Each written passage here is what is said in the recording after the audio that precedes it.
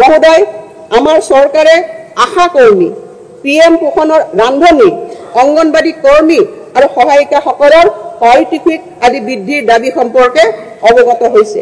জনস্বাস্থ্য আৰু সমাজ কল্যাণৰ ক্ষেত্ৰত তেওঁলোকে আগবঢ়োৱা মূল্যৱান অৰিহণাৰ প্ৰতি স্বীকৃতি প্ৰদান কৰি 2025 চনৰ 1 অক্টোবৰৰ পৰা তেওঁলোকৰ পাৰিতোষিক চৰকাৰী ভাত্তা সংশোধন কৰাৰ লগতে এককালীন সাহায্য প্ৰদানৰ বাবে আমি সিদ্ধান্ত গ্ৰহণ কৰিছো।